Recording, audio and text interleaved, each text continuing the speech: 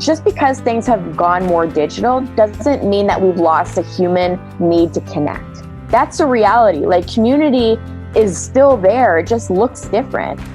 And so when people think, like, when your clients are talking about, what do I know? You don't need to talk about what you know. It's not like you go to your office and then you're just like, here are 5 things that you need to know for to ask your mortgage professional. That's not how you talk to other people. You can get on LinkedIn and talk about a podcast that you consume. Maybe it's a book that you just read that you want your coworkers. So really start to think of this as like a huge workspace, or I like to call LinkedIn the world's largest networking event that's open 24/7.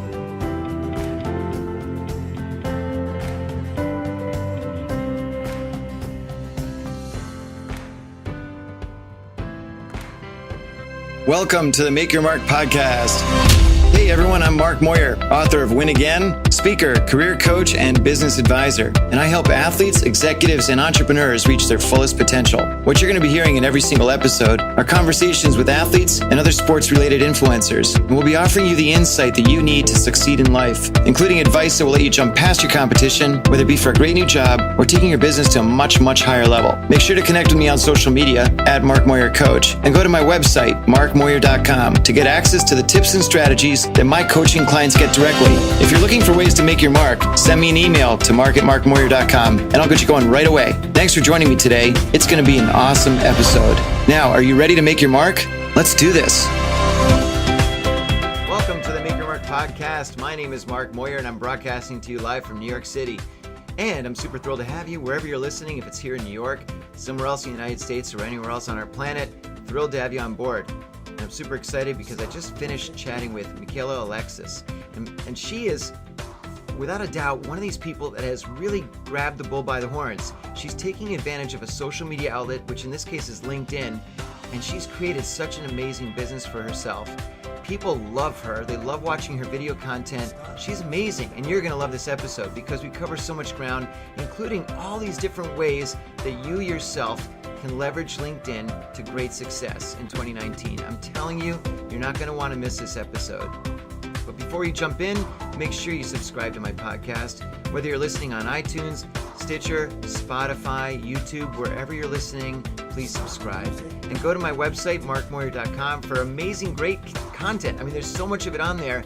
Advice on how to take your career to a whole new level or your business to greater success. You can also access all the previous podcasts there. There's just so much stuff there, so go there when you have a chance. But now, jump into this episode with Michaela. She's amazing. We had so much fun. The episode flew by. It was such a good one. So jump in now and happy listening. Hey everyone, welcome to the Make Your Mark podcast. I am super duper excited to have Michaela, Alexis of... Ooh, you did it. I did it. Of LinkedIn fame and every other fame. And she hails from somewhere north of me. I'm in Manhattan and she's in... Where are you in Canada? Ottawa, Canada. Ottawa or Ottawa? It's definitely Ottawa, I think. Okay. All right. I've heard it a bunch of different ways, but anyway, that's welcome to the show. And, you know, we're going to cover a ton of ground today because, you know, I feel, and I know you agree with me, that most people, especially professionals or people that are running businesses, don't leverage the power of LinkedIn. And I spend a lot of time on that, but I know you spend a ton of time on that. And you've got, I think it's between 2 and 3 trillion followers. And, you know, they love seeing all the content that you put out, but also the caliber of the content, which is really critical because I can tell you as a coach that I see the caliber of the content that other people put out, and it's horrible. Horrible, and they get paid for this sort of thing. So we're going to jump into a lot of things, but before we do all that, I want to hear from you, you know, how did you sort of get here? And I'm going to do this in little chunks because I think it's something where when you were, for argument's sake, 18, 19, 20, 21, there's no way you thought you were going to be doing this right now, right? Oh, God, no. Yeah, it's interesting because now looking back, it makes complete sense to me. Like when I was 8, I was reading autobiographies of male ballet dancers, and entering essay writing competitions just for fun. And, I loved public speaking. I was just a dork. Like, I was constantly pale because I wouldn't go outside. My mom was constantly trying to get me to do like normal kid stuff, and I wouldn't. But you kind of, you go through school, and they almost like shake the creativity out of you, where you get to a point, especially like in high school, where you no longer are thinking about, I want to be an astronaut and I want to be a superhero and all these things. And it's like, okay, what are you actually going to do? Because that's not realistic. And writing for me was one of those things where I was like, you know what, I'm probably never going to make a living off of it. I live in Ottawa, which is capital of Canada. Right. It's a very sleepy government city. Most people end up just graduating and getting a government job. And so I was kind of like a little bit like pushed into doing more of that stuff.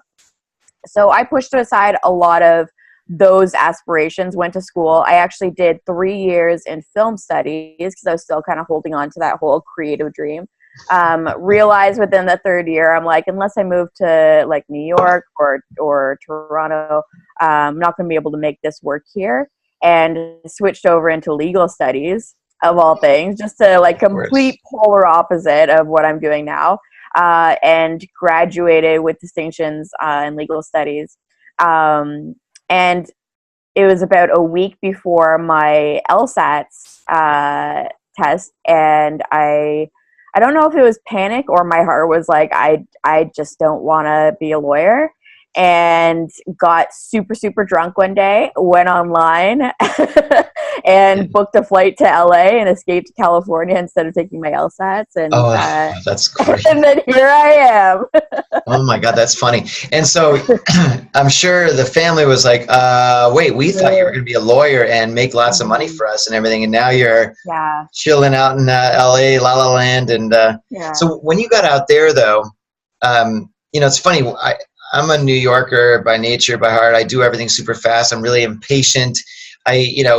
Tourists are always in my way here in New York, all that stuff. And I'm a nice guy, but I'm impatient. And, out in LA, when I was out there, I'd be walking around somewhere and people would be like, dude, man, what's the big rush? You got to slow down. And I'd say, look, I got to go from point A to point B. And they'd be like, just chill. And I'm like, no, I don't have to. It drove me bananas that people were like that out there, but everyone is really chill.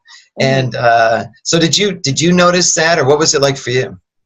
It's so funny that you say that. So I go to Hawaii quite a bit over the past 2 years. And I had a driver one time, and he told me, he's like, I can tell if somebody's from the East Coast or the West Coast before I pick them up, depending on how many phone calls I get. Great. And I thought that was so hilarious. Even like me being Canadian, I'm definitely more on like the East Coast side. I'm 3 hours away from Syracuse, so like I'm pretty close to New York, and we definitely have a faster pace. It's definitely a little bit more laid back. It depends on where you are too. Like LA, there's a lot of hustle and bustle there, but I definitely went there to just spend my days just soaking up sun and exploring and escaping all adult responsibilities. So it was fun while it lasted, and until my. Wait, I still do that. What do you mean? You? It's no fun being an adult. I know. Sure. I know.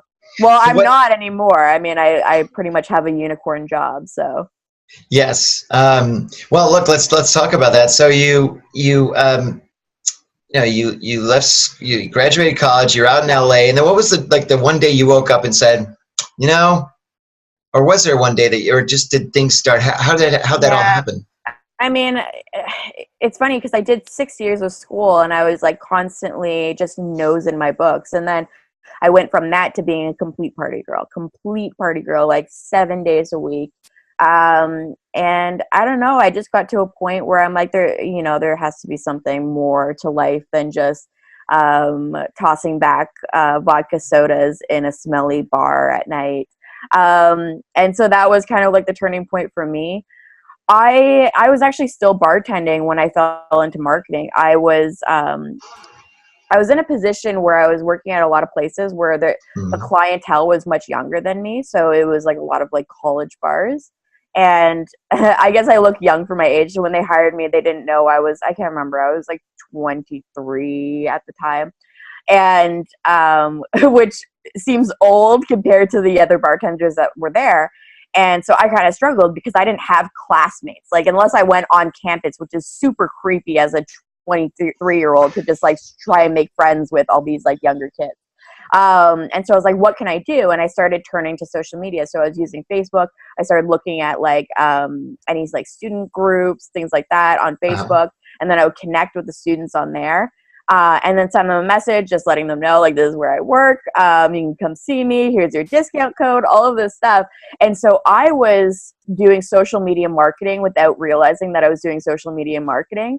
And that got the attention of the company that owned all of these properties, because they're like, how is this 23-year-old that has no, like, her social circles are not with these kids, and yet she's bringing in all these college kids every night that she works. And so they brought me in and they were like, do you want to run our like social media department, which was basically just me.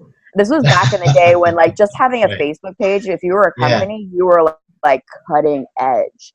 And I was like, yeah, sure. I mean, if I have to do just the same things that I was doing, but as a company, I can probably make it work. And so I did that for a couple of years and then took over my boss's role when he moved to New York to run a restaurant.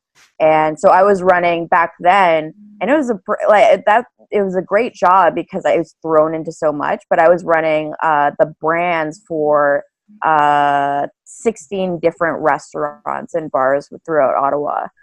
Wow. And so like I learned pretty early on how to multitask, how to create systems, how to create and develop different voices for different brands.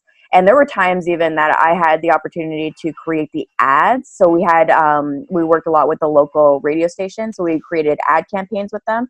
And I got to voice a lot of those ads because I was like within the demographic that they were trying to reach. So that was super fun also. Oh, that's great. Now, so I'm curious about something. At this point, you're still in your, early mid-20s. Yeah. And you're probably dealing with some people that are either older than you or there's, all that stuff. Yeah.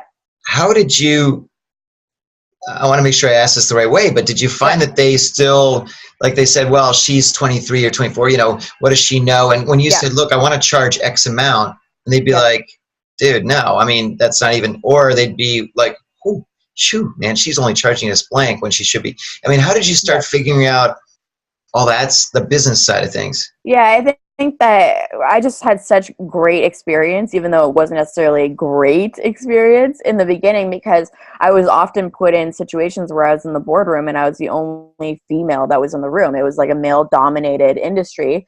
Right. Hospitality is not like the most admirable place to be. There's a lot of sketchy things that happen. So you also learn what your values are and how to approach different people and all of that stuff. So I learned that. And the age thing was like the least of my problems, because this was still, again, back in the day when social media wasn't necessarily like a business must have. It was like, oh, well, if you're cutting edge, then you'll have a Facebook page. And so I was constantly, every single company meeting, I was like justifying being on a payroll. And so I developed that scrappiness and like that, like a thick skin really early on in my career. So I'm really grateful for that. Now, did you find though that, because, what's interesting, and let me take a half a step back. I get a lot of calls and emails and so forth. I get approached all the time as a business owner for people that are telling me that they can 10x my business and they can introduce me to high-end clients and, they can do this and that for me, and they take all these people to their, quadruple business and all this stuff. But they say all that, but they don't really tell me how they're going to do it for me specifically. And it's just a lot of empty crap. And so I'm automatically sort of skeptical when I hear people tell me that stuff until they tell me otherwise, right? And I think in your case, when you're talking to some of these people and they're saying, look, what's the point of having a Facebook page? What's the point of this? What's that really going to do? I'm guessing you had to say, look, well, for starters, 400 people just came into the restaurant over the last week because of the Facebook thing, which netted you an extra $4,200, whatever the amount is. So therefore, there's your evidence. Is that the kind of thing you would do, or? I wasn't that advanced yet. Like my background wasn't in marketing, so they wanted numbers for sure, and It was helpful because even back then the analytics were pretty good, but I talked to them a lot about the potential. I mean, a big part of their issue was maintaining their reputation. So, they were dealing with Yelp reviews and all of that stuff, and like showing them like what can happen once you like positively respond to a review and you're like looking for those reviews and how that can increase business. So that was all super helpful too. But this was still like the wild, wild west, and I didn't really know what I was doing. I just thought that this would be a way, just similarly to me, like building up a guest list, that they could essentially build up a guest list with their audience. So I was trying to kind of transfer those skills. You know, it's interesting when you say you didn't really know what you were doing. But the thing is, and I'm glad you mentioned that, because you actually did know what you're doing, or at least you knew a lot more about what you were doing than they did, right? And so when I talk to people and they lack confidence in what they know and in what they bring to the table, and I try to explain to them, look, to be an expert in something, you don't necessarily need to be 10 times better than somebody else. Like, for example, do you know how to ice skate, for example? Sorry, say that again? Do you know how to ice skate, to skate on ice? Yes. Well or not well? I wouldn't be Canadian if I couldn't ice skate, but I do not skate well. Okay. So if I said to you, look, I'd love to someday give you some skating lessons because I play ice hockey and whatever. Now, I can tell you that I'm not that good, but if I'm able to show you a few things that you don't necessarily know now, well, then I'm an expert, or I'm an expert to you, right? Mm-hmm. And so it's the same sort of thing with anything, with social media, or we'll talk about LinkedIn in a minute. Look, if you know even this much more than I do, then in my mind, in my eyes, you're an expert. And that's all I need. I don't need to have the best person on the planet. I see all the time, and I'm sure you see it too, so many people, even on LinkedIn, call themselves #1 LinkedIn expert, #1 guru, #1 this and that. And I'm like, that's a load of crap. Yeah. And I couldn't care less. Yeah. I mean, you know what I'd love to see, honestly, is someone who says, I'm number 482 on LinkedIn. Like something where they're not. That should be in you should do that in your headline. I know. Number 482 best expert. I love it. I love it. But that would be actually pretty funny. That would be hilarious.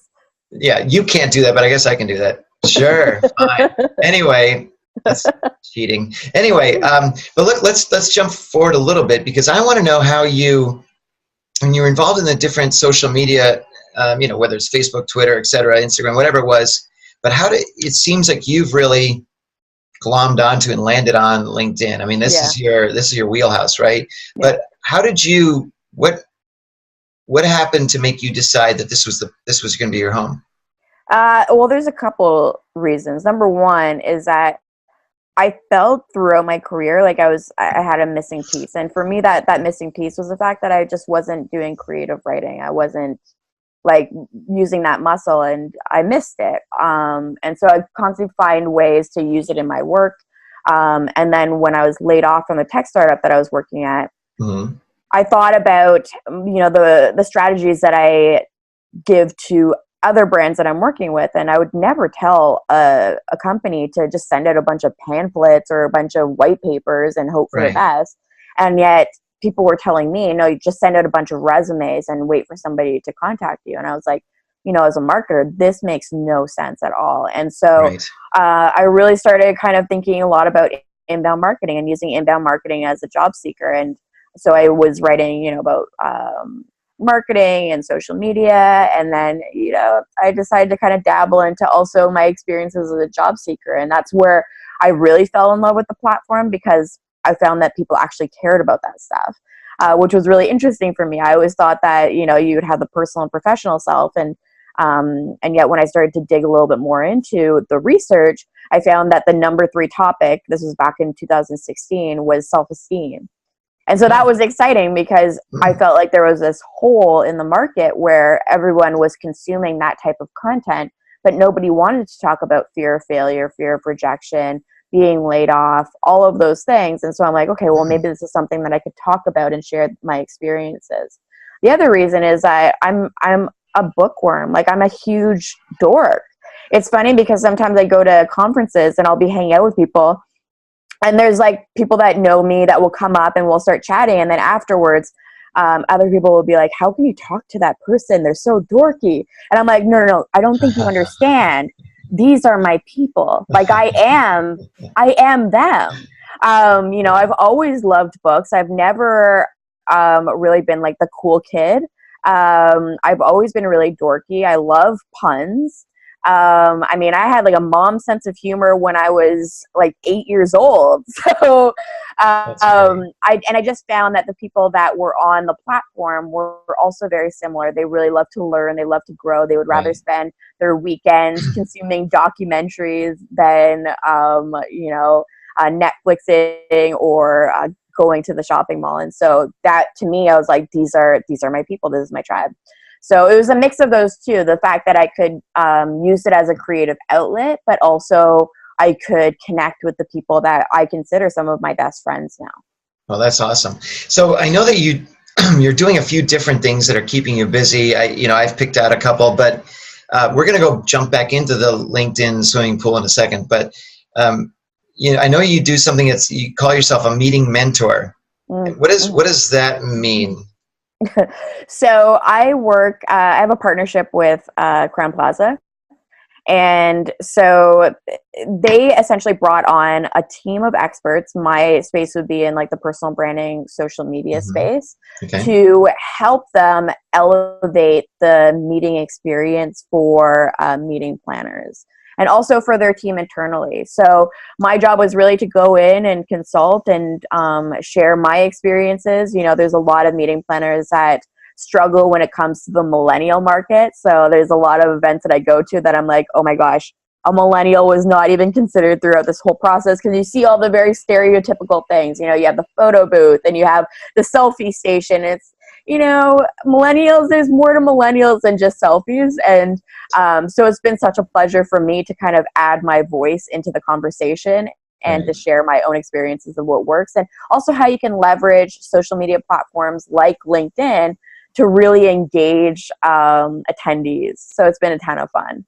That's cool.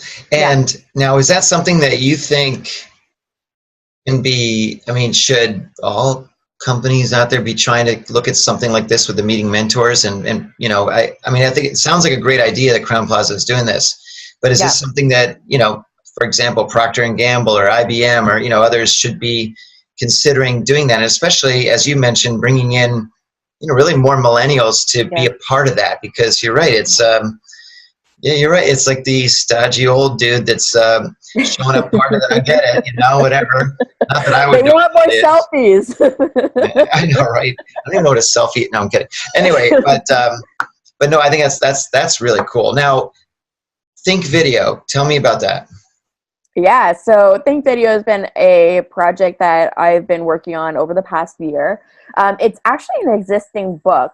If anybody's listening, reads and speaks Spanish, there is a Spanish version of it. It actually originated. So my co-authors are both from Spain. They're big wigs. They're movers and shakers. They're absolutely brilliant in the digital video marketing space.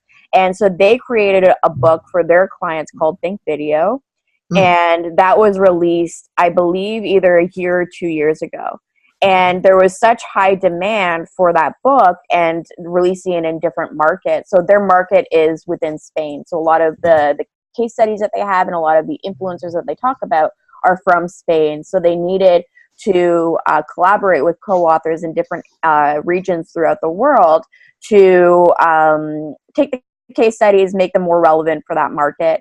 And so I was responsible for the North American market. So really worked with a lot of influencers and looked at case studies within North America and kind of reworked the original book to fit the market. I think that there's one also that is in the works for Australia. I know that they're also working on one for I can't remember now. There's a few different books that they're working on right now, but mine is for North America. So that should be released in the next month or so. It's cool. Great. And I'm super excited. It's going to be amazing to see my name in print. I definitely did not think that my name, the first places that would be published would be Standing O. And then Think Video, a video marketing book. Never imagined that, but I'm just kind of rolling with it. It's such a pleasure to be able to just have those outlets to share my voice.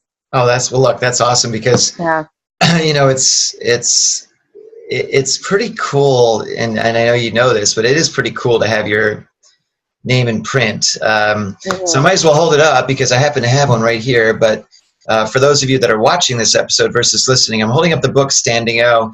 And, you know, it's something that was really pulled together by a guy named Scott McGregor. And he really reached out to 50 or 60 of what he considered to be some of the, you know, I guess athletes, CEOs, entrepreneurs out there to contribute a chapter or an essay on somebody that they were particularly influenced by. And, you know, I thought it was a great collection. It's really nice. I love it. Who did you, so tell us a little bit about your contribution to the book. Yeah, so mine was on my mama. My mother is, you know, it's a little dorky, but she is my hero. And so the essay is really kind of paying tribute to her helping me take steps in my life. She is an athlete. She actually, you know, she'd be training twice a day when she was younger, all throughout her teens until she was about 18. And she was at the Olympic trials for track and field. And she ended up, she pulled a muscle or something like that. Anyway, she ended up having to have surgery and sitting on the couch watching the Olympics and not being there and not being part of the Canadian team. And it was heartbreaking for her. And she essentially left the sport for about 30 years. It was decades and decades. And it wasn't until her and my dad got divorced and she was kind of left with this moment of, okay, what's next? That she decided to look into master's track and field and realize that there's a whole community of people that were 40 or even 30. I think it starts at 30, which kind of makes me feel bad. But it's for people that are older that still want to compete internationally. And so there's masters track and field competitions around the world. And so she got into it and she started off slow and now she competes worldwide. You know, she's last year she competed in South Korea and then Budapest. She went to Spain in September. She ended up injuring herself very badly, so she's in recovery right now. She just ended up going back to the track, but she's amazing. I mean, she holds world records for her age category for the 100 and 200 meters. She's the type of person that is like, I think I'm going to try long jump today. You know, she's just one of those people that just goes for it, and she doesn't think of her age as a limitation. And I guarantee you she's going to be that person that is going to be in the news because she's going to be in her 90s and she's still going to be competing. I have no doubt in my mind. And I think it's just amazing that she is such a strong believer in, you know, the story's not over. Kind of it's never too late to like open a new chapter. And I just think it's just awesome. She's just kicking ass. And I mean, her thighs are bigger than my head. It's crazy. All right, never mind. That's cool. You know, it's funny. Just a quick little thing. I mean, my contribution, and it's a super fast story, hopefully. But I'd met Scott, and I told him that I'd written another book. Shameless plug for it, but Win Again, and it's basically a playbook for athletes that are transitioning into or out of their sport into a career or a business. And so we chatted about being authors, and he said, well, I'm writing this book coming up. And I said, well, I'd love to write a chapter, an essay.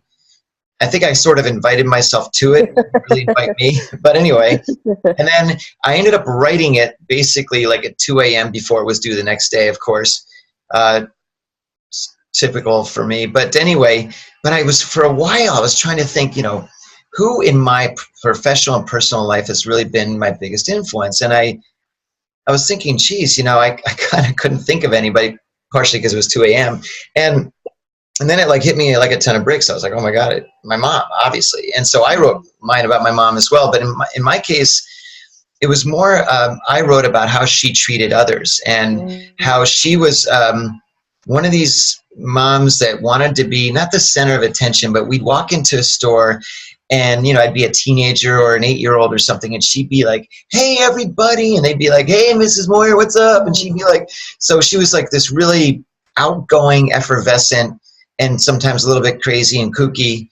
But I saw that she treated everyone with respect, and everyone the same way, whether it was the waitress, the gas station person, you know, anybody, the garbage person, anybody.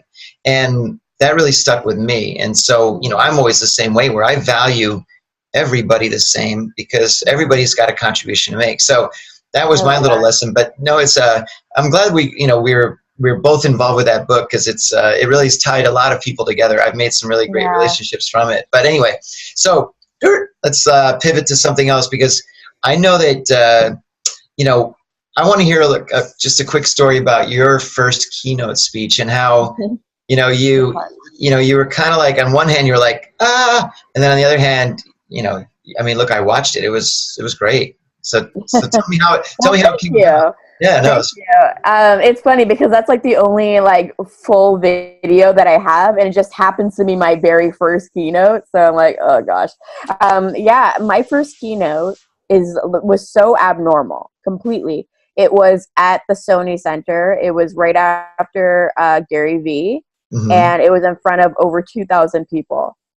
And it was interesting, because it was the first time that I had really pitched myself. So I knew the producer, I knew other people that were going to be speaking at the event. And so I called her up, and I swear I almost threw up. After I said it, I was like, oh my God, I just pitched myself completely. I told her, you know, what my expertise was in, what I brought to the table. And yeah, I just essentially pitched myself. And she's like, you know what, Michaela? She's like, I get pitches from dudes about 3 times a week. I get maybe 2 pitches from women a year. Wow. And I was like, oh, I'm so glad that I did it. You know, you never know unless you ask. I never would have been asked on my own, but me just asking allowed me to essentially have like that first keynote and get that out of the way, where you're speaking in front of thousands of people. And then everything after that just seems so easy. But yeah, it was definitely a struggle. The day of, I was so nervous. I actually recorded the whole thing. I was posting stories on Instagram stories, just like me getting ready. And I really struggled to even leave my hotel room, because it was just such a big jump for me. I used to be agoraphobic, and I couldn't leave my house. I had a phobia of crowds and people. And so to go from that, and a few years later, to speaking at the Sony Center in front of thousands of people, to me felt like a really, really big leap. And but it was really good, because I feel like so many people are constantly showcasing, like, if you saw the video, you probably wouldn't know any of that. The fact that like I was like so nervous, I was so afraid to leave my hotel room even, but me sharing that was really fantastic, because I used the hashtag for the event. And then I ended up having people that were already at the event reaching out to me and being like, you can do it. You can do it. Great. And so when I finally got on stage, then it became not a story of like, who's this girl talking about LinkedIn? She's a LinkedIn expert or whatever. To, oh my gosh, this girl couldn't even leave her hotel room like hours ago. And here she is, and she's on stage. She's just like us, right? So that was another learning moment for me, to really try and connect with the audience. Don't necessarily just try to impress them.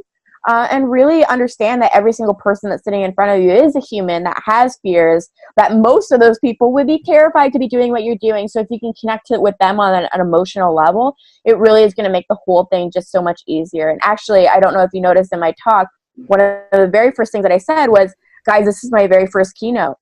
And that I had rehearsed that talk millions of times, like so many times. That was never part of the keynote. Oh, interesting. And yet I got up there, and I just felt like that was something that I needed to get out there and it just changed the entire talk. You can see my face start to relax, my body language start to change after that, because once people cheered and they were like, yeah, you can do it, then I was like, okay, it's not me versus them. So yeah, it was such a good lesson. Well, look, and at the end of the day, you know, it's funny, because public speaking can be really, I mean, it's, you know, you're right. I mean, very few people can actually do it. And, you know, one thing I realized pretty early on is that, and I try to constantly remind myself, is that they're not there to necessarily watch Mark Moyer speak. They're there to listen to what the message is and what they can derive from it, what the results are, what the lesson is. Yeah. And so, I don't need to worry as much about like, gee, is my hair looking this or my shirt looking that or whatever, because they don't give a crap. No. They don't at all, right? Yeah. And I think that's something that initially speakers really struggle with. I remember part of what you talked about, which was great, was the whole, like, what the hell am I going to wear? The outfit, outfit issue. And I thought I loved where you landed with it, but you can tell that story real quick. Yeah, so at the beginning of my talk, because I wanted to tie it back to the message, which was, it doesn't matter as long as you show up as yourself. So I tried on different outfits. So I shared one where I was looking like Gary Vee, one where I was looking like an intellectual, one where I was wearing like an 80s style outfit. And then I just showed up as me. And so if you can find ways to kind of share those stories and then tie it back to your message, it usually lands pretty well. And then it depends on the audience sometimes, because I realize how Canadian I am when I had that keynote, because I don't know if you noticed in that talk, I talked about Mr. Dress Up, who is a very beloved Canadian kids performer, entertainer. He's kind of like Mr. Rogers. Oh, okay. And so when I talked about Mr. Dress Up there, like people are like, yeah, Mr. Dress Up, because it's all these people that watched him growing up. I go to the States and I have to explain to people, because Mr. Dress Up had a tickle trunk, which is super creepy now that I think about it. But growing up, I never thought it was creepy. Everybody wanted a tickle trunk, right? We all talked about our tickle trunks. Again, sounds super, super weird out loud. So when I go to the States, I actually have to explain that when I say tickle trunk, I'm not talking about BDSM. And that's just become like a joke, but it's so funny watching the difference between the Canadian versus the American audiences that are like, that is so weird, Michaela. And the Canadian audience is like, yeah, tickle trunks. That's great. That's very funny. Well, I guess adapting to the audience is usually pretty important. But look, I think that for the most part, I mean, I'm not saying this to stroke the ego too much, but you seemed pretty, for somebody who is so, churning on the inside, you seem pretty natural on the outside. And I think that's a lot of when people pick up on that, then it becomes a lot easier. When you appear to be nervous and scared, and then the audience notices that and they don't listen to what you're saying, kind of thing, right? So I think it's just exactly like you said. If you can focus on just serving people. Yeah. And I think that's something that I learned from LinkedIn, is that you see people all the time, they're bragging about their promotion, they're bragging about this, and nobody cares unless, like you'll get pity likes from people that you work with or colleagues that are trying to get in your good graces and all that. But you're not connecting with people. So if you can kind of drop this facade and like understand that it's not about you, again, it's about your message, it's about the value, the things that that you can share with those people. And every time I get on stage, I tell myself, I'm like, I can change people's lives with this message, because I was a broke job seeker when I started on LinkedIn. And now I have this amazing job where I get to travel the world. I get to work with the people that I want to work with and do what I love. And I never thought any of this was possible. So I think of myself in the position of those people where either they've lost their jobs, they're about to lose their jobs, or they don't know that there's anything better than what they're working in. And so if I can change the mindset of even one person, and they can do not necessarily what I'm doing, but doing what they love, I mean, it makes me going up there and feeling like I'm going to throw up in advance all worth it, That's great. That's so true. So look, let's jump forward to this whole LinkedIn thing, because you and I both view it the same way, and you really spend a lot of time focusing on this. But, I think most people view LinkedIn as a place to sort of, I have my profile on there, and hopefully maybe someone will find me, or maybe they won't. But it's on there. I'm on there. I'm fine. And very, very few people really use it to its fullest, right? They don't necessarily. I mean, I try to coach my clients to create content, and they often say, well, what do I know, or what can I write about? And I tell them, look, just write down, if it's someone who's in investment banking or something, say, well, the top 4 things to look for when you're considering an investment. Just create content that gives back, right? Like you've been talking about. But what, I guess first of all, I'd love to hear, you started doing your work with LinkedIn, but what was that day that LinkedIn said, you know what, we like what you're doing, you're going to now be an influencer, and poof, you went from 26 people following you to 27 billion. So how did what happened there? So it was while I was looking for a job, and like I mentioned before, I was writing these articles and doing all this stuff, and then one day I just, I was in a position where I had nothing to lose, so I was like, you know what, I'm not going to send out a single resume, guys. This is what I'm looking for. This is what I bring to the table. If you know of anything, let me know. Didn't think anything of it at all. And then all of a sudden I had these strangers, people I hadn't met that were in Ottawa, that were like, I don't know you. We don't have a role for you, but we'll make a role for you because I thought that what you did was super ballsy. And I was like, okay. And I started going on 3 interviews a day, which had never happened anytime I'd ever looked for a job before. I turned down 4 job offers within a 2-week period. And so I knew that I was like, oh my God, I found this amazing, like it's like a gold mine for job seekers. What is everybody doing? Like, why are we all waiting for months for a callback when you can do it a totally different way? Right. And so the article that I wrote that ended up going viral initially for me was called How I Landed My Dream Job in 2 Weeks on LinkedIn. And it was essentially an update because so many people have become invested in my story. They were like, where are you interviewing today? How come you haven't updated us in like a day? I'm like, oh my God, here you go, guys. This is where I ended up landing, and this is how I did it. And, went and did like my chores. I had to get my criminal background check and all that. So I went and got all the stuff done that you have to do before you start a new job. Yeah. I come back and I try to open the LinkedIn app on my phone, and it just keeps like shutting down. Like it won't even open. And like, that's super weird, but LinkedIn's glitchy. Yeah. And so I go on the desktop version and it opens, but then I try to go to, like, they used to have an analytics section where it showed like who's viewing your profile and all that stuff. And every time I tried to go to that section, it just shut down. Like I was having to restart my computer. And I was like, okay, that's super weird. And then finally I get onto LinkedIn and I start to see the numbers of new connection requests. And it's like hundreds and hundreds and hundreds of people.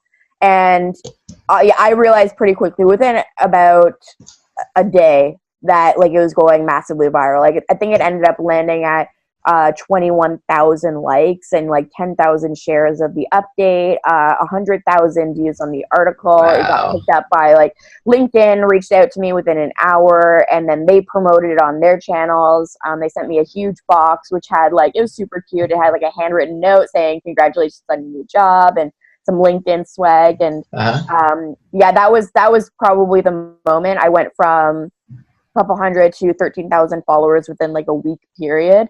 Wow. And then I was like, I really want to write about this stuff. So I spent the next 3 years essentially writing and being kind of like a career blogger, and vlogger is how I explain it to most people, because people understand the concept of a YouTuber that shares their daily life.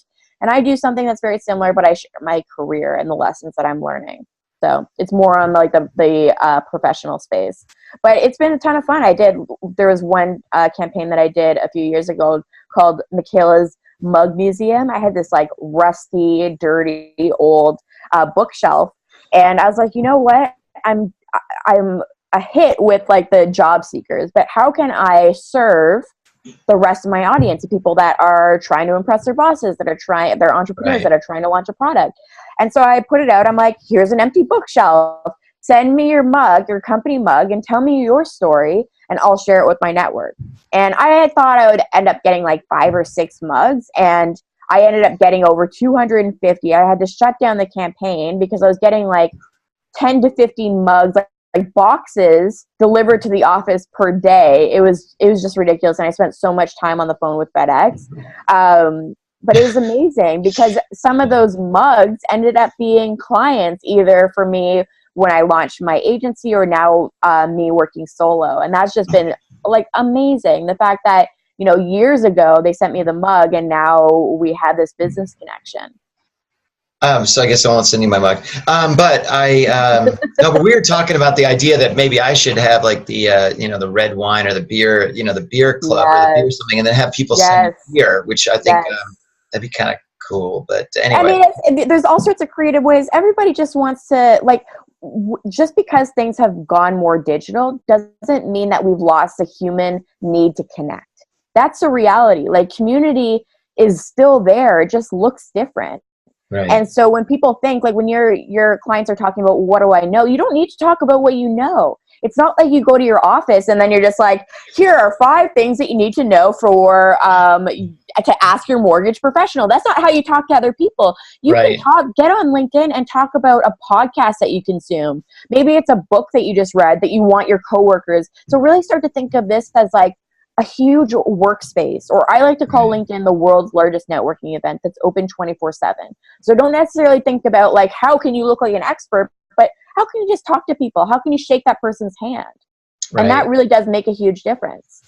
That's awesome. Yeah. So give me, I'd love to hear from you.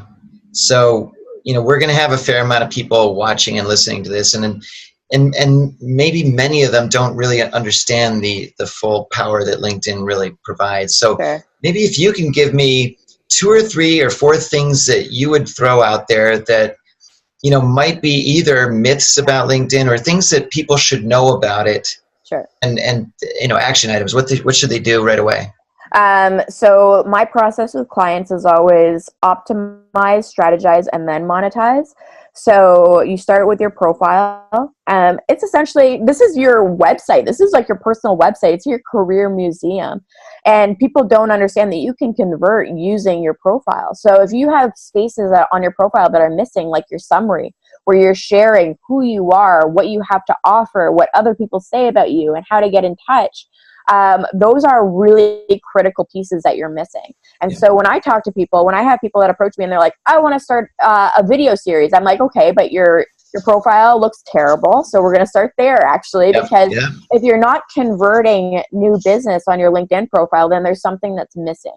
Right. It's either that or you're a student and you just don't have the experience yet. But for most people, it's things that are missing, information that people need to make a decision about you.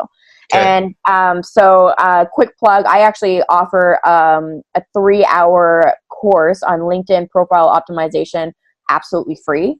So I can send you the link for that, and anybody that's interested in kind of getting their LinkedIn profile up to speed can take that.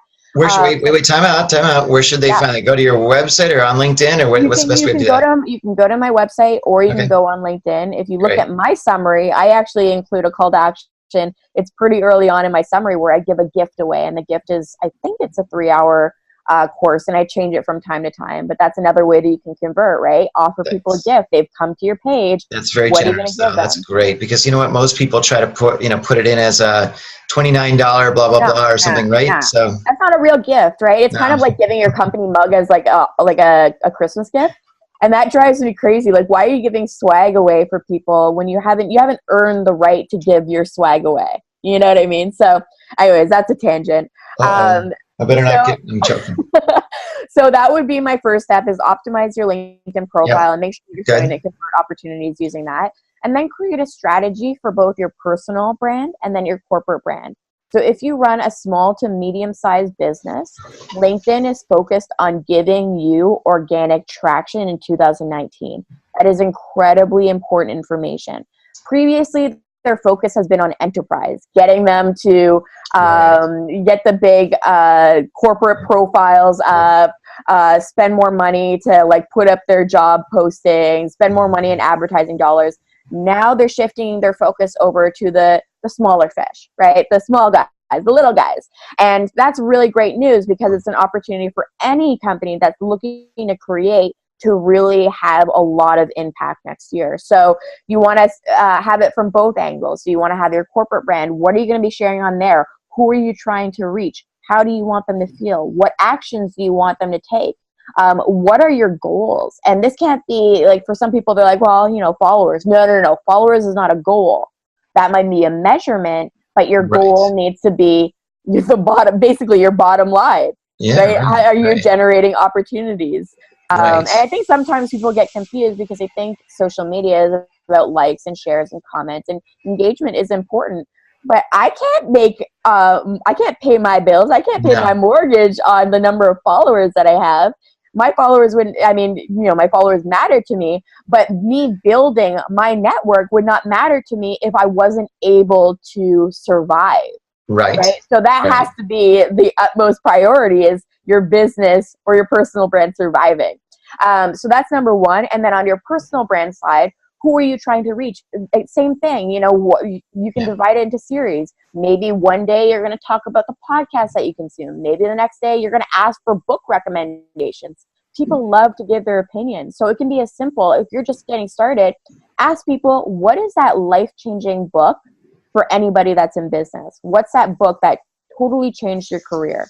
People love to give their answers on that. And actually, I did a full blog post because I put that out as a question, and people were looking at this thread of thousands of people that were commenting, and someone's like, somebody please make this a blog post. Please make it. It was too good. Right? So, and I ended up doing a blog post. So it was the life-changing business books according to 50,000 people on LinkedIn. And it's this huge, huge list of business books. But things like that, again, look at that.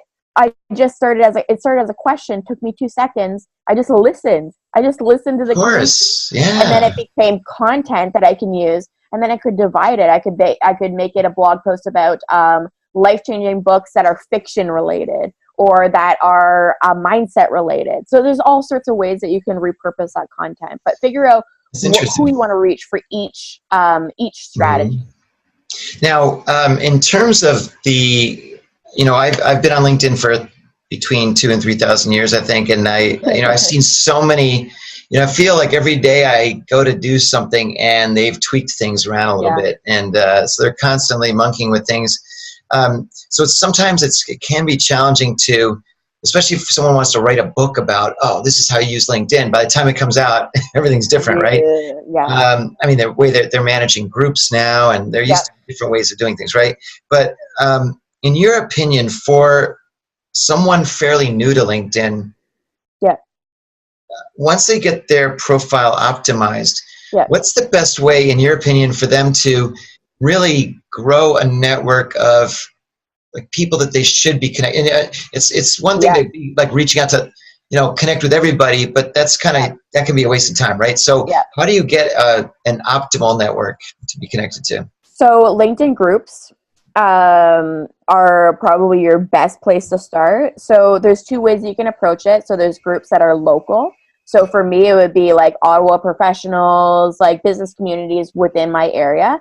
And then there's people within my industry or niche. So I might look into social media groups. I'm part of event planner groups. So I want to reach more event planners. I'm a speaker. I'm going to go in there. I'm going to start trying to spark up conversations that way as well. So there's 2 approaches there. The other way that you can do it is search. Search filters are fantastic. So if you want to reach other marketers within your community, search for marketers within your community, reach out to them and say that. Don't just send the message or don't just send the connection request, but actually say, I'm really looking to connect with other marketers within the community. I've seen some of your work. It looks really cool. I'd love to follow you and see what else you're up to and have a conversation. People are very receptive to messages as long as you're honest and you're transparent about what your motives are. So I think that's another way. Hashtags are really fantastic. Hashtags are relatively new on LinkedIn, so you can look up different communities, see what other people are sharing in terms of their hashtags, and follow those hashtags so it shows up in your feed. So that would be another way. My favorite way of connecting is when I listen to a podcast or when I read a book, the first thing that I do after I've consumed it is I go on LinkedIn, I see if the author or the interviewer or interviewee is on the platform, and I reach out to them and I reference either the book or the podcast episode that I listened to. And so that's just a great way of, you like this person, well, chances are they're also connected to other people that you're going to like, right? So you look at their content, you interact with them, you see who else is interacting with them, and your network grows from there. That's great. That's awesome, because it's funny. I like to do the same thing where if I read an article that's particularly compelling, and it might be in another magazine, Fortune or Forbes or something, I'd like to do the same thing. And it's interesting because a lot of times the authors or, whoever's putting this out, they're caught off guard a little bit because you're right. People don't do that. Don't normally do it. They don't do that, no, right? They don't do that. So they're flattered. They're like, "You read it? Wow, that's awesome." No, you know what I love, and this is one of the reasons that I love LinkedIn so much, is that I've had posts where I've talked about a book. There was one post that I did, and I was talking about Never Split the Difference by yeah. And it's amazing. It's such a good book. Anyway, so I post this thing. It's a review of the book. And I'm connected to Chris because we've connected after I read the book. And he goes on and he's having conversations with people in the threads, and I'm asking questions and he's answering the questions, which is that information is nowhere. It's not on the internet. It's not in a podcast interview. It's nowhere. That's so valuable. To have an actual conversation with the author or the person that you admire is just... Isn't that cool? Mind-blowing. And I love it. And I tell people sort of almost say only on LinkedIn. I mean, the way my whole, a lot of my coaching shifted over to helping athletes out. And I just not randomly, but I connected with Theo Fleury, who's a big name, especially in Canada, because his autobiography is the single highest selling autobiography in Canadian history, 600,000 copies. And he has such a compelling story, but I reached out to him on LinkedIn, and he accepted. I was like, wow, this is it crazy? And then we started a dialogue, and we spoke for several hours. I gave him some coaching, and then he ended up, writing an endorsement for the book and all this stuff. And all of this is simply from, let me take a step, and I'm going to tell you a quick little LinkedIn story, and we can move on to some more stuff, but super fast. I was speaking to a corporate group of sales managers. And the reason I was there that day to speak was that the head guy had read my book. And he said, "Mark, I read your book. I loved it. I especially love the segments you talk about between LinkedIn and networking and how to, use that to increase effectively sales and the way you're perceived. And so I want you to talk to my people about that." So when I was speaking to the audience, I said, "Listen, it's essential that you join LinkedIn groups." And people are like, whatever. And I said, well, let me tell you a little story. Me speaking today here, I'm making some pretty good money to be here today. And the reason I'm here today is because this guy read my book. The reason he read my book, and the reason I had a book, was that I coached a retired hockey player and helped him go from his couch to accepting a job. And he told me I need to help retired athletes. And the only reason I started working with him was because I connected with another guy who spotted my content that was posted in a group called Hockey Players Doing Business. And the only reason I posted content in that group was because I joined that group. So I said, look, I joined a group, and now I'm speaking today for a few $1,000. Boom.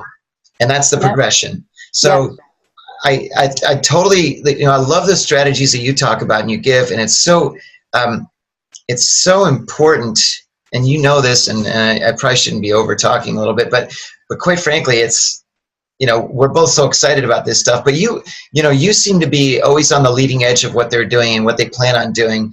I know that you've talked about, and I need to work on, the importance of having a company page that stands out. Tell me about that a little bit.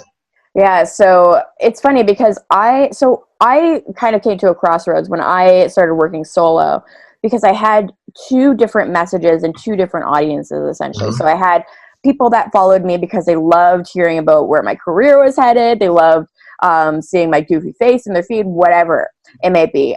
So they were following my career blogging. Right. And so that was one group. And then the other group were the people that were interested in LinkedIn training. They wanted to, optimize their profile. They wanted to build their strategy, all of that stuff. So that was a separate group. And I'm like, well, how do I service both of these groups? Because if I talk about LinkedIn training, then I'm turning off one side. If I talk about, my career, like milestones, then I'm not serving the people that are looking for training. And so I started to look at LinkedIn pages, and I was a little confused at first because I'm like, can you start a LinkedIn page if you're an individual?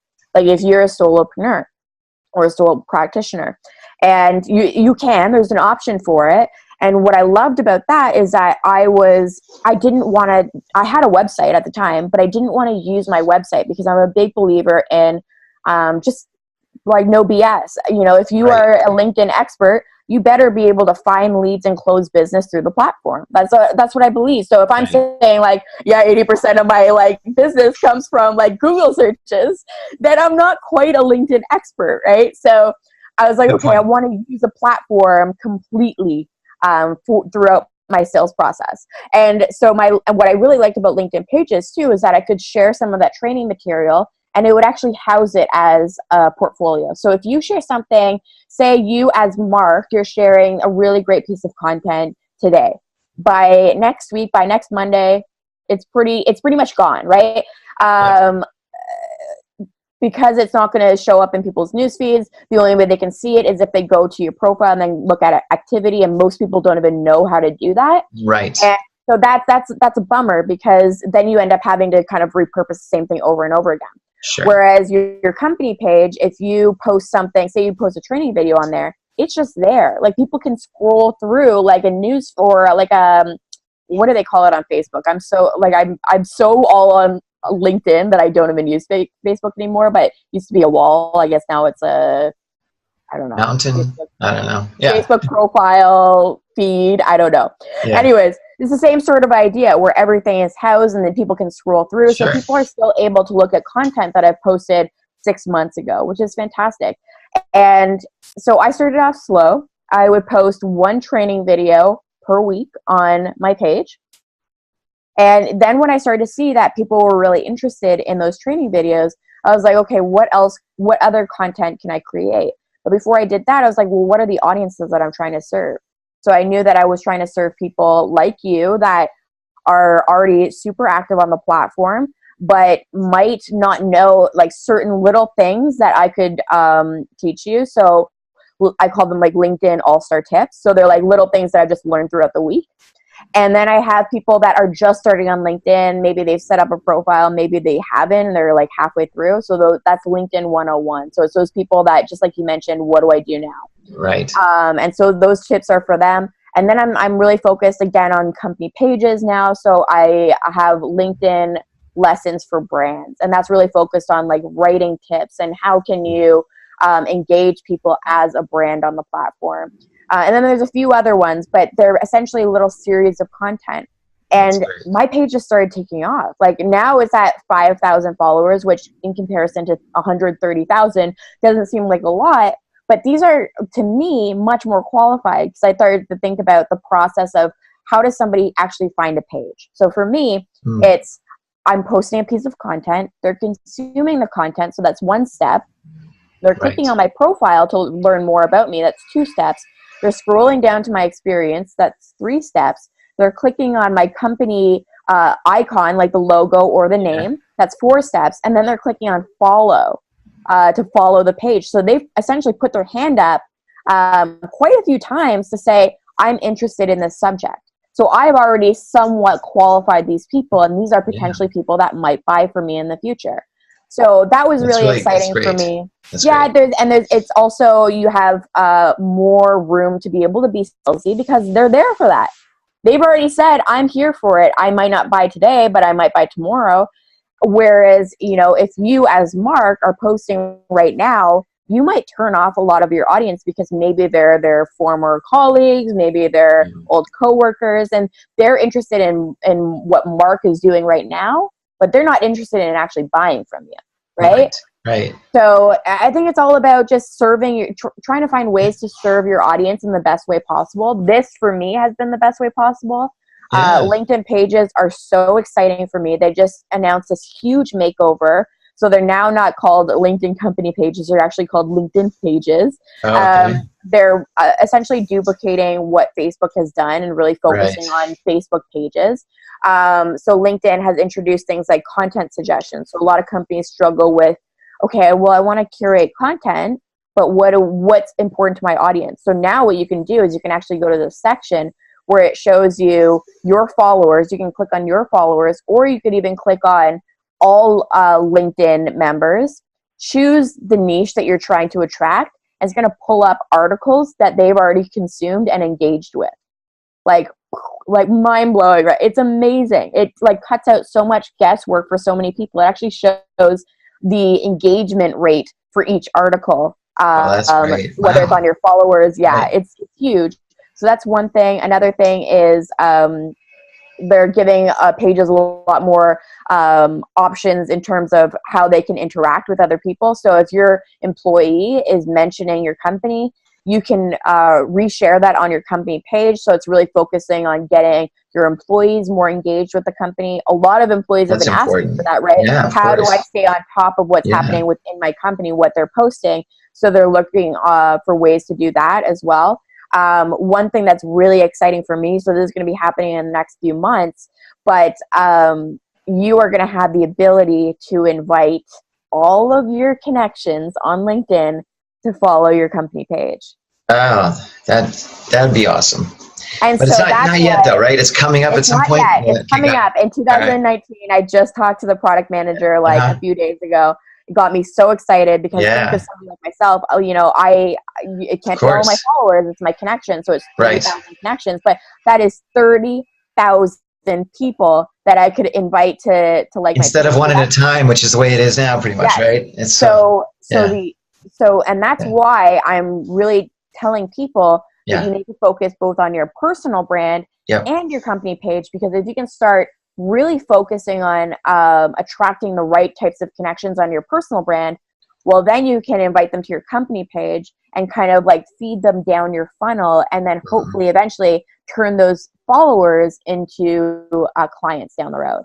Well, and also you can ask those people to tell their networks to follow your page too. So it definitely spreads. There's one other thing that you need to tell us about, because I know you're pretty excited about it. Doc Upload.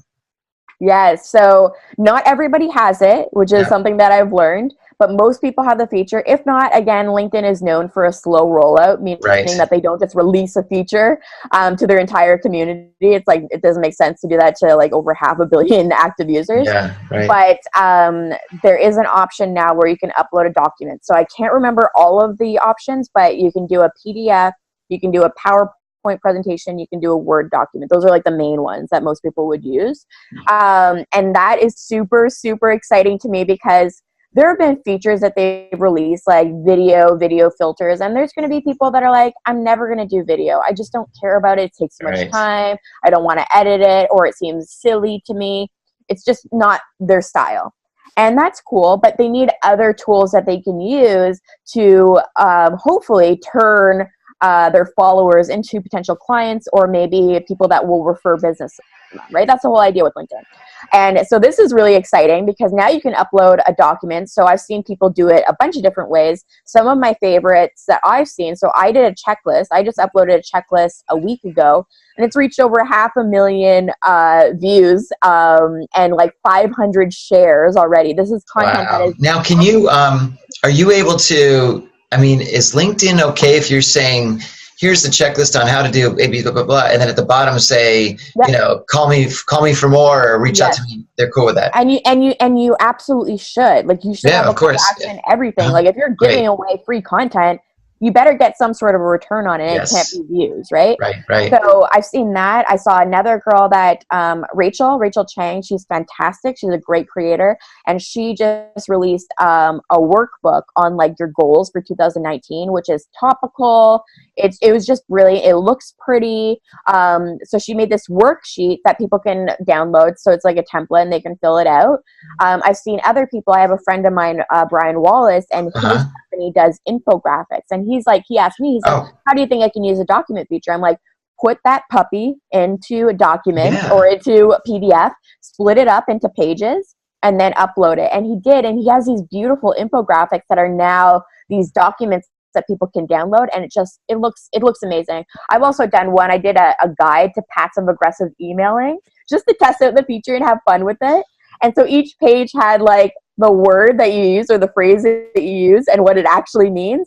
And people love that. They shared it a ton. And that was just a super fun way to use it. So you can use humor, You can use thought leadership. You can be a helpful resource. It can be as simple as, here's a blank calendar, write whatever you want at it, right?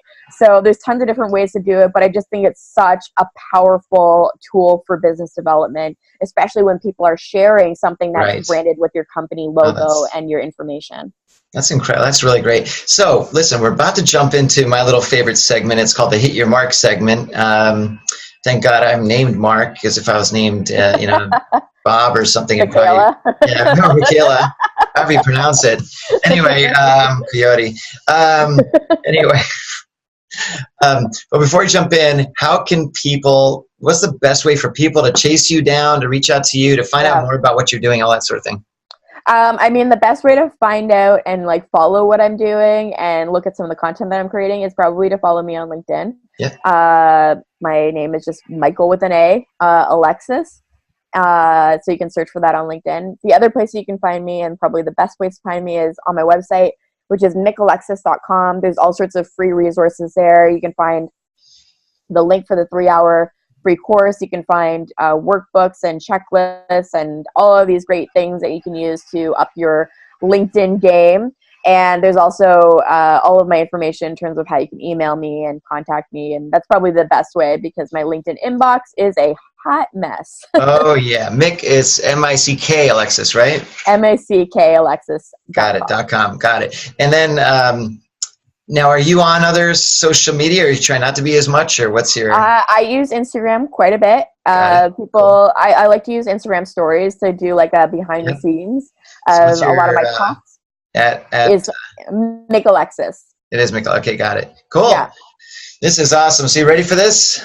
The answer is yes, I'm ready for this. All right, it's going to be a bunch of quick questions. Number one, I'd love to know what talent you have that is absolutely useless. Oh my God, this one's so easy. Are you ready for it? Anybody that's listening is not going to know what it is. This is going to look really super sketchy. Well, all right, for those of you wondering and they're listening, she was able to touch both her elbows to her... No, I'm kidding.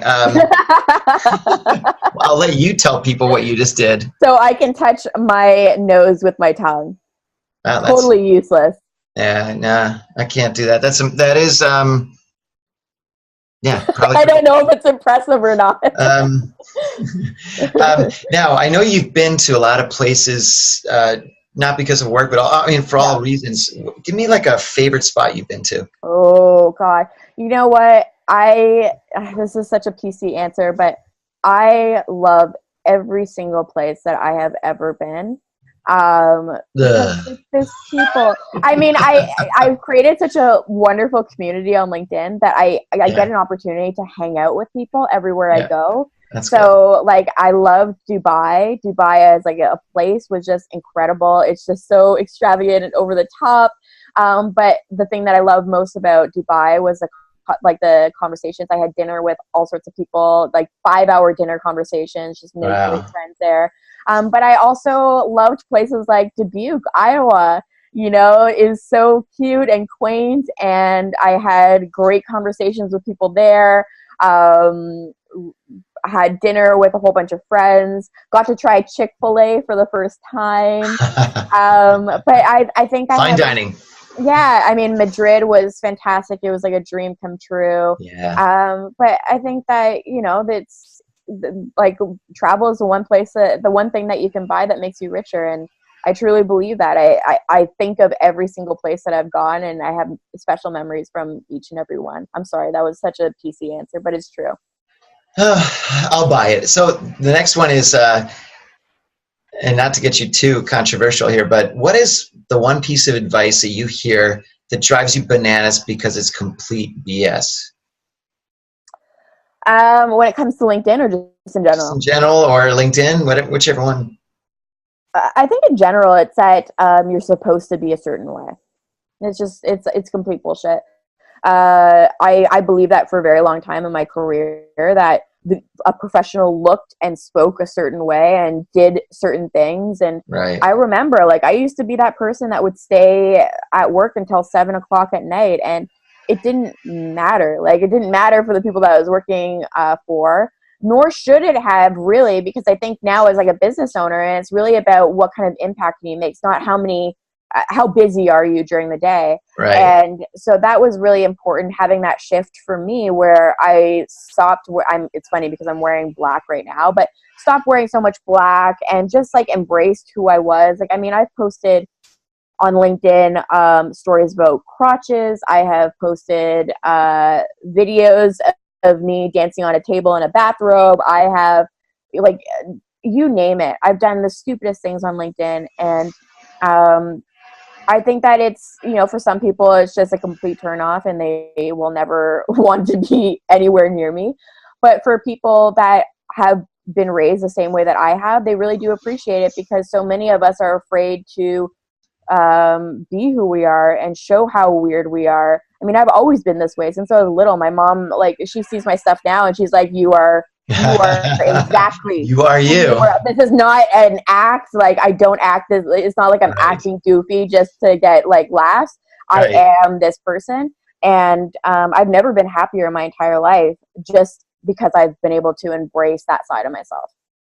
It's funny you should say that, because I've always, like right now, if you think I'm at all funny or goofy, it's completely an act. I'm usually a really super serious, always professional, corporate type of guy. And so I think people are often misled by these podcasts. Just kidding. So anyway, ask anybody who knows me. They're like, they roll their eyes like, oh my God. Anyway, and then this is a totally random question, but I'm assuming you own a like a yacht or a boat or something. Of course. A dozen of them. But if you did own one, what would you call it? Ooh. Probably something really inappropriate. All right, you can't say like I love LinkedIn, because then I know you want to suck up to them, but that's probably a little extensive. Well, you're gonna have to. I'll let you chew on that one. Here's another hard one for you. Maybe give me 3 people, alive or dead, that you'd love to have a drink with, or my gosh. Whatever. Okay, Brene Brown, Maya Angelou, and then I don't know. It would probably be somebody like really ridiculous, like the Catch Me Outside girl from Dr. Phil. The Catch Me Outside girl from Dr. Phil.